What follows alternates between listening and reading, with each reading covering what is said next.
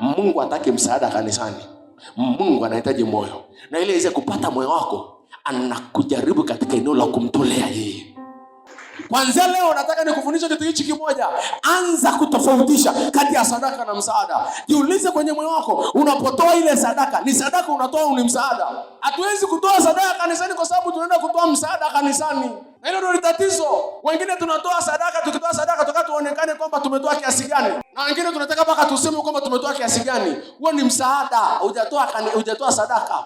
Na Mungu hataki watu ambao wanatoa msaada kanisani kwa sababu Mungu hasaidiwi kazi.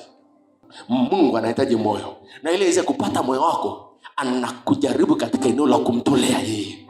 Akamwambia aje, sasa nimejua. Sasa nimefanya kwamba wewe ni mtu wa namna gani. Akamwambia, nitakubariki. Nitakubariki. Uzao wako utakuwa kama mchanga wa baharini. Sisi hapa leo tunaookoka, sisi ni uzao wa Ibrahim. Akamwambia, kukuongeza nitakuongeza, na kukubariki nitakubariki. Uzao wako utakuwa kama mchanga. Kwa sababu gani? Alipimwa moyo. Moyo ukapimwa, ukapimika. Mungu hataki kabuku kako, Mungu anataka moyo wako. Swala linakuja, wakati unataka kutoa buku, ni kweli buku na Mungu amekubariki? Na kwa sababu watu wengi tunaona sadaka ni jambo la kawaida tu ambalo halina maana. Na ndio maana tuna uwezo kuchagua hata kale kabuku kalikochanika, kalikochoka kabisa, unakuja kutupa hapa madhabahuni. Jiulize swali moja, kale kabuku kalikochanika wewe ukiletewa utaweza kulipokea?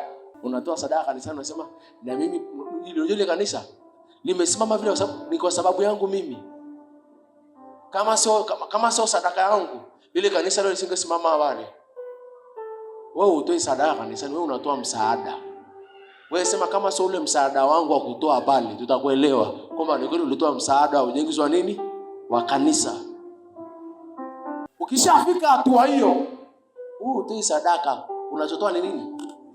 Ni shirika la msaada kanisani. Na kanisani hatuna mshirika la msaada. Kanisani tuna moyo wa kutoa. Mwambie mwenzako, Mungu hataki msaada kanisani. Ule kufikiri jambo hili moja, anasema fedha na dhahabu ni mali yake. Alafu bado anaagiza tutoe sadaka. Wewe kujua kwa nini tunatoa sadaka? Ule kujua kwa nini tunatoa sadaka? Tunatoa sadaka kwa sababu moja. Sadaka ni kipimo cha moyo wa mwanadamu.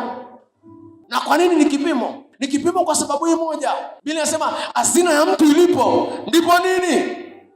Ndipo moyo wake ulipo. Uliza mwenzako, wewe unatoaga msaada kanisani, unatoa sadaka?